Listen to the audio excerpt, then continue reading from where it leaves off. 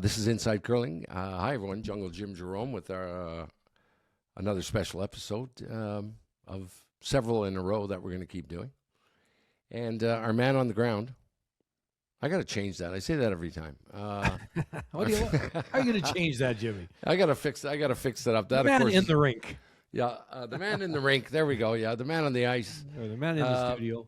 Man in studio was the one and only gold medalist from the 2010 games in Vancouver, the one and only Kevin Martin. How are you, Martino?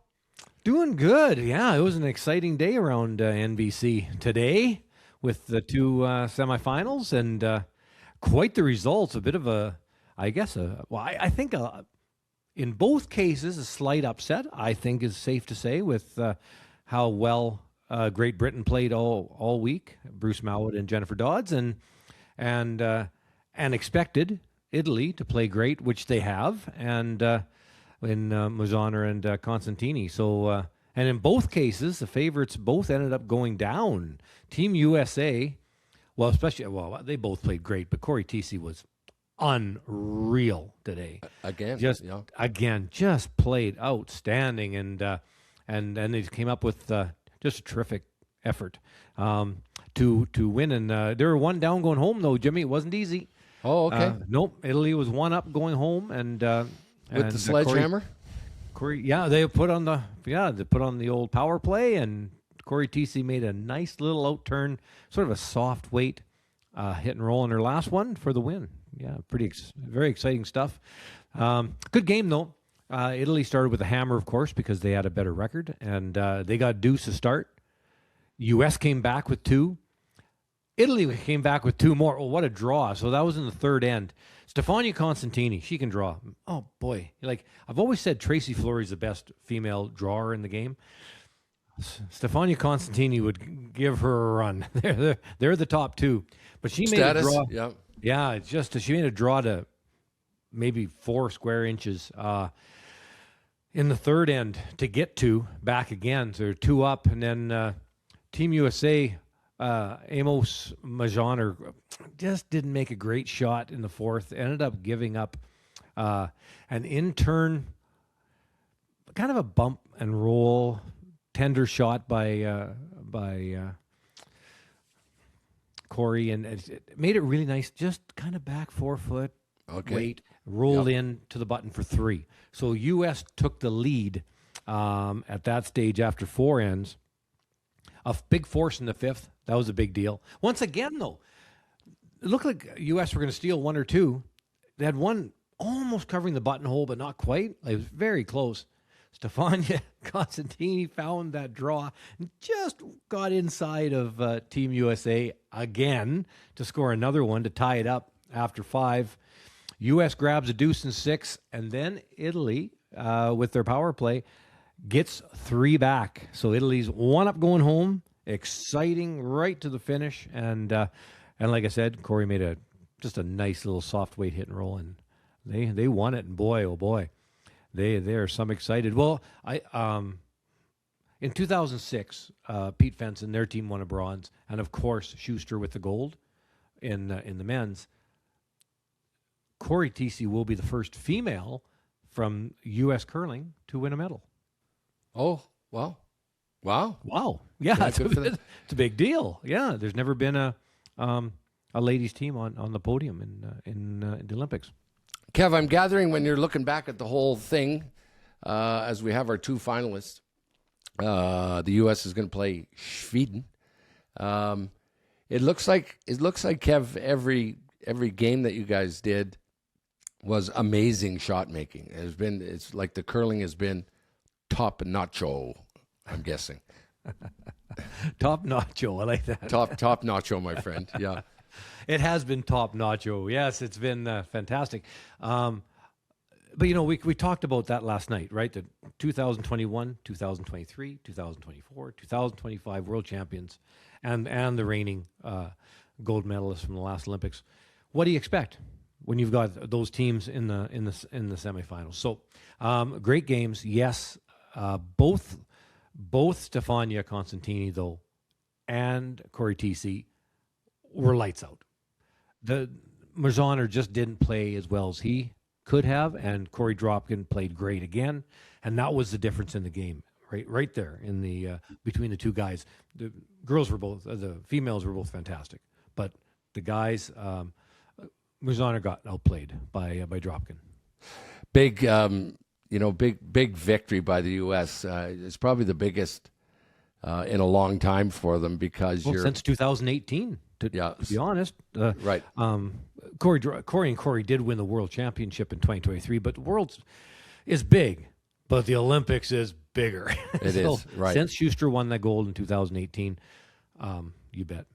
And to beat a team in their own barn, to use a hockey expression, to knock off Italy, I mean, it's fair enough to play another team and play well, but it's a different level, right? When you're saying, okay, by the way, you got Italy today. It's like, yeah. Okay. The crowd was loud, Jimmy, and the crowd was loud. Right. And they're gonna probably, I don't know if they're, I don't want to say classless, but whether they boo. I didn't hear any of that. Actually, I didn't hear any of that, to be honest with you. Okay, good.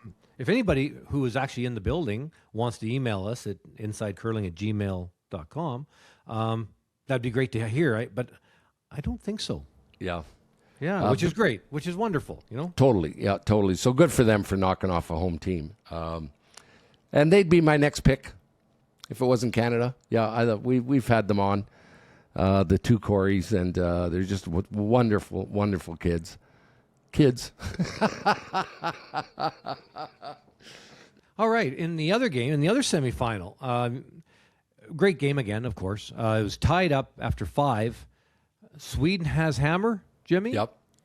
Gets 5. What? Sweden got in the 6th end. Yep, to go up 8-3, and then stole one in the next end, but it didn't matter. 6th end, got 5. That was it, and that's all. A bit of a shocker, because Bruce Mount and Jen Dodds, they're good. They're good, and would have expected them to win that game, but Rasmus and Isabella Verano were just too tough, and they're on to the final. Yeah, big offense. Kev, are you a fan? Yesterday was one of the tightest defensive Super Bowl games ever played. It was, some were calling it boring. Some others who were kind of pure fans saying, nothing like it, nothing like it. Are you a fan, Kev, of a bunch of scoring in mixed doubles, or would you rather see a grind them out, bloody nose battle? I'm a big fan of lots of scoring in all sports. Okay. Hockey too. Like I love a 6-5 game, lots of offense, and I enjoy that. Mixed doubles, as everybody knows by now, that I love the game. It's just his high octane game. Really tough on the sweepers because you're sweeping every rock because there's only one sweeper. Right. So it's really, really tough physically. Yep. So yeah, I'm a huge fan of it. I do love it a lot.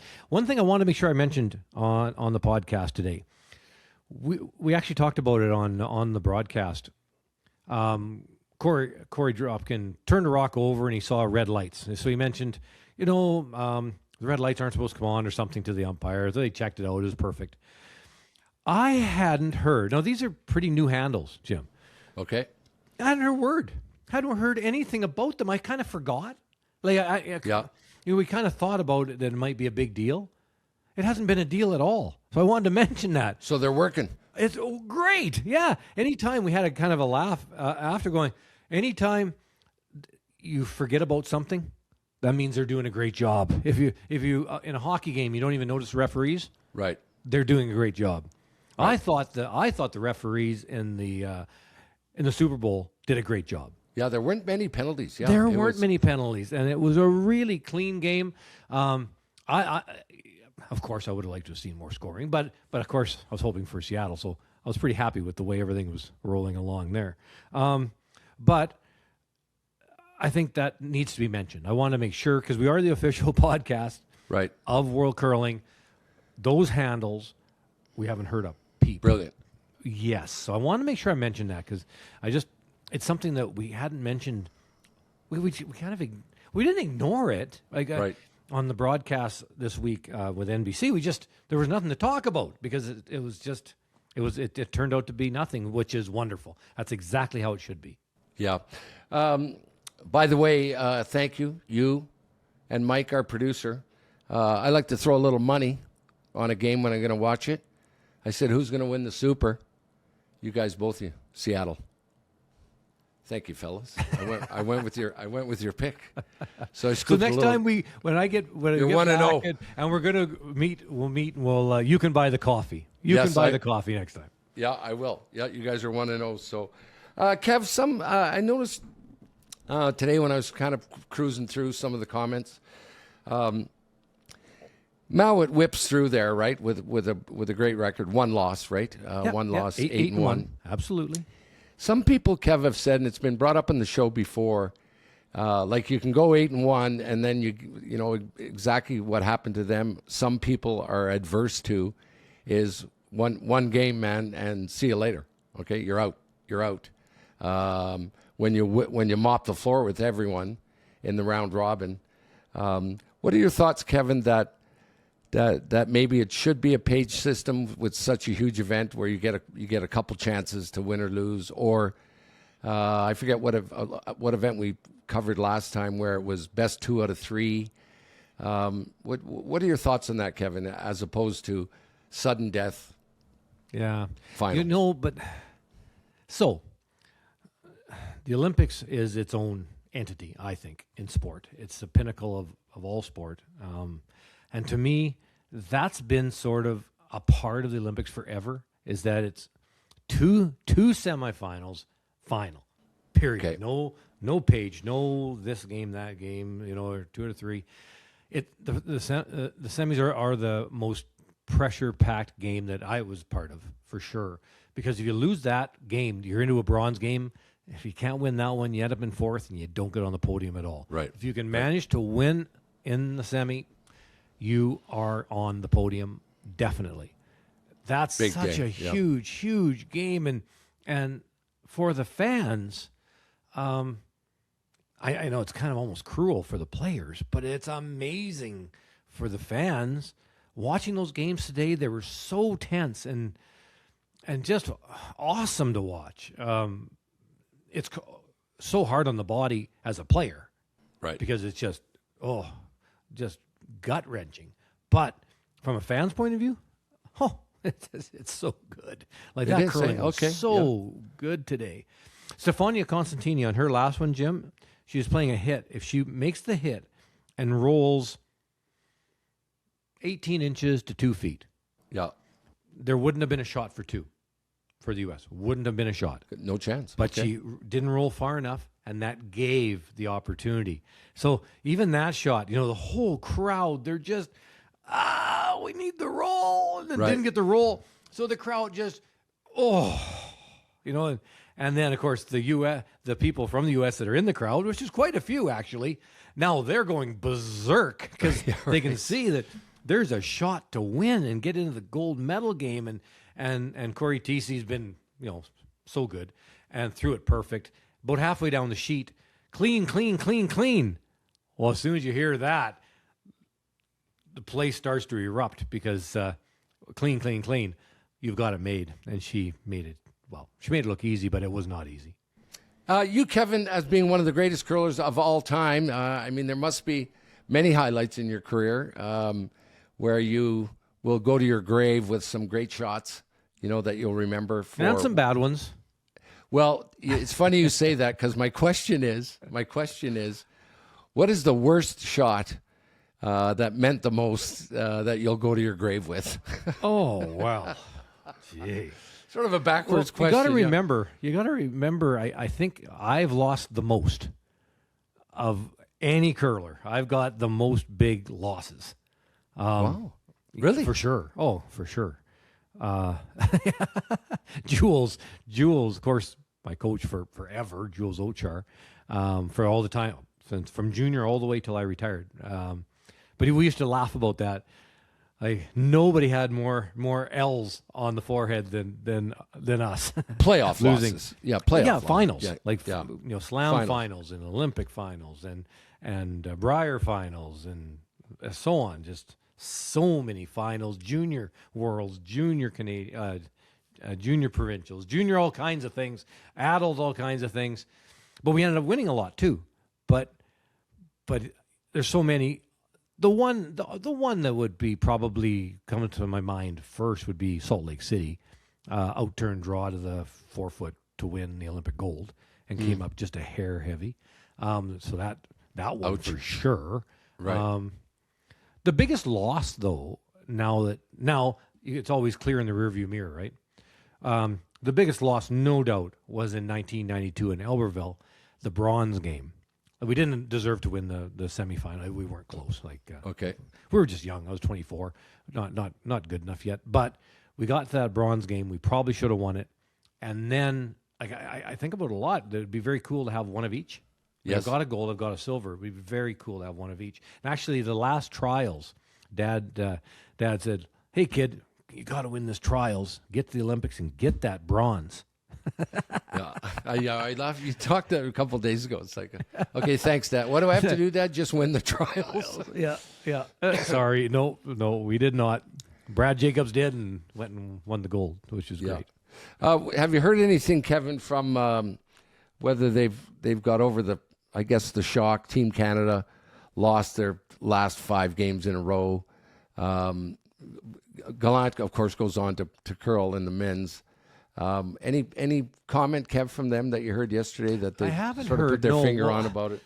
I don't think we're going to, because he's got to recover. He's got to just hide somewhere, get focused, because they got to curl in tomorrow's bronze and gold games for mixed doubles. The next day, they're on the ice. They playing. start, Yeah, so it's only 2 days before they're going. So I don't think we're going to hear anything from them. I would doubt it.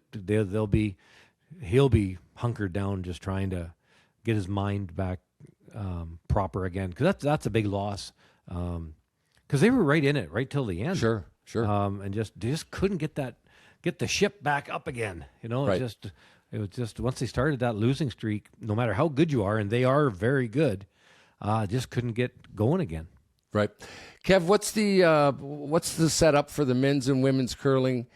Obviously, they all curl in the same building. Is it 3 draws a day? How's it work? Yeah, 3 draws a day, same building, different stones.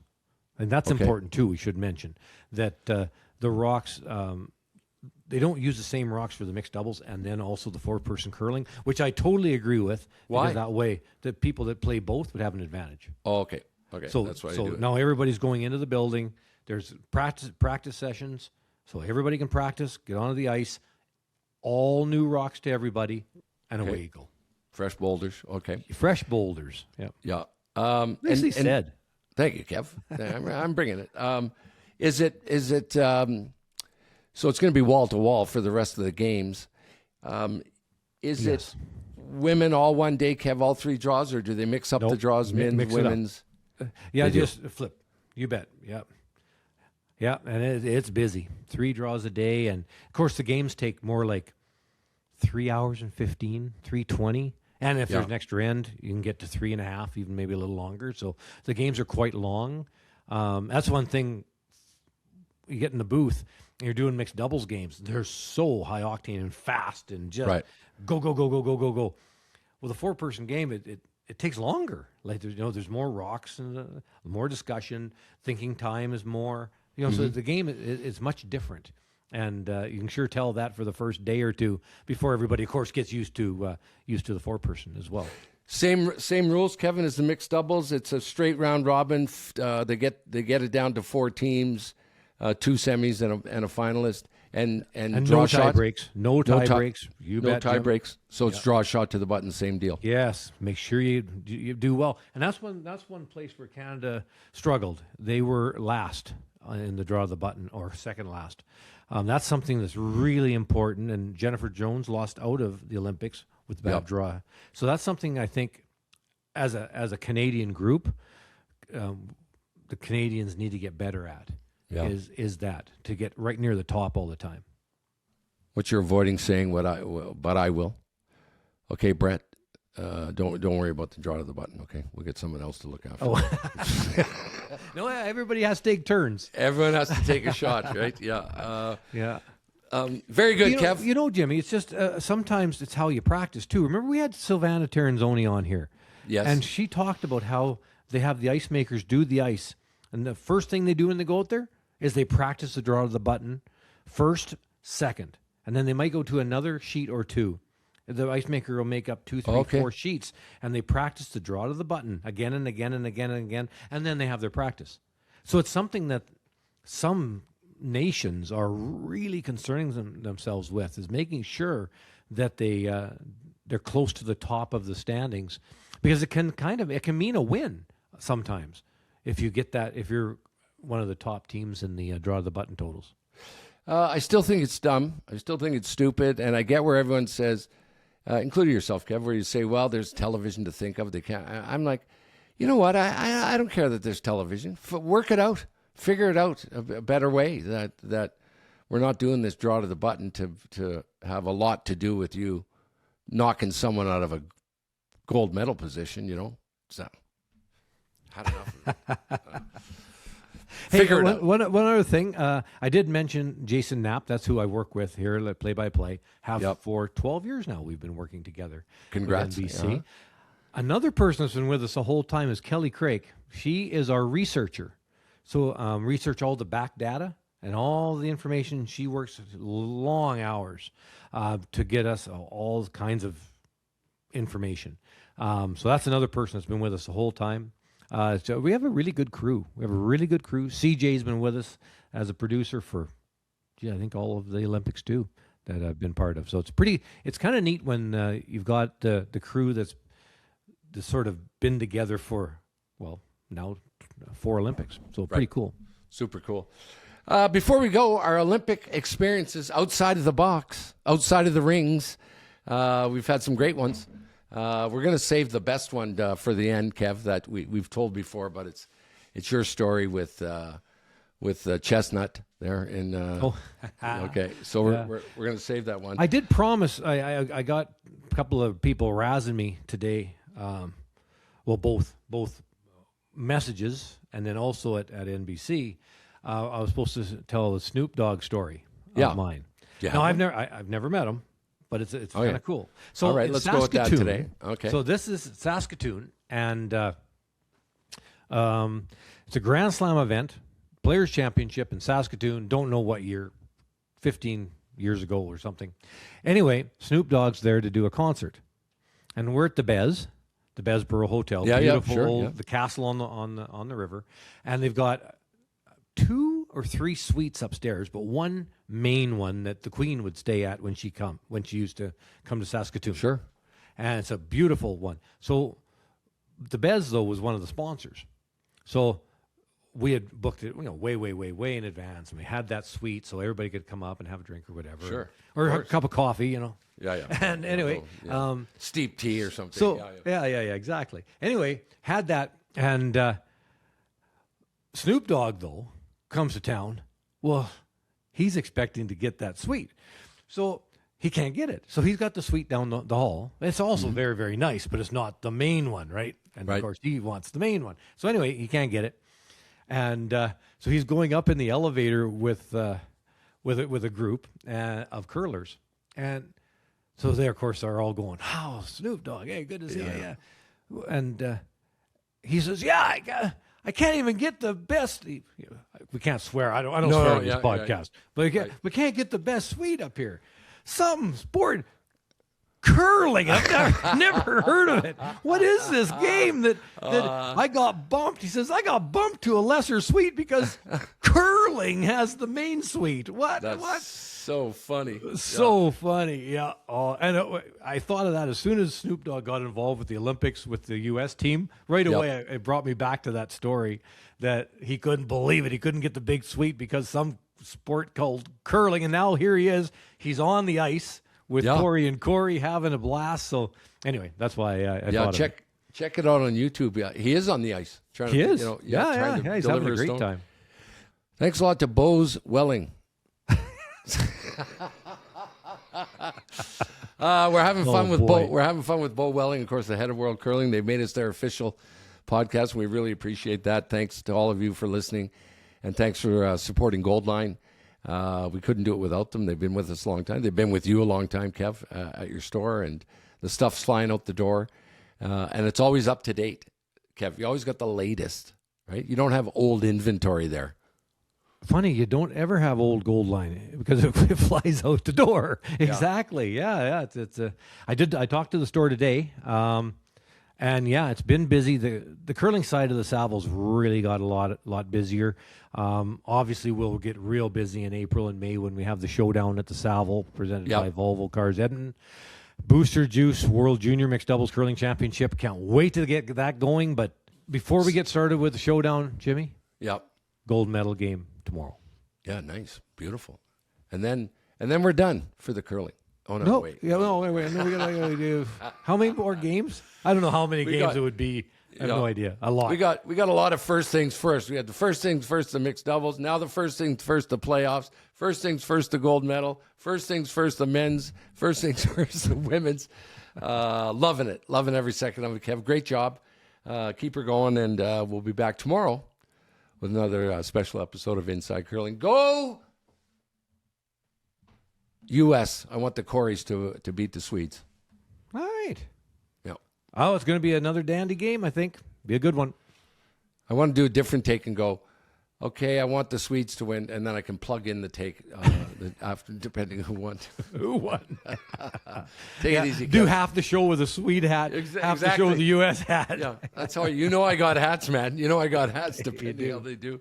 Have a good day, everyone, and we'll talk to you tomorrow. You've been listening to Inside Curling. Ciao. Hey, thanks, everybody.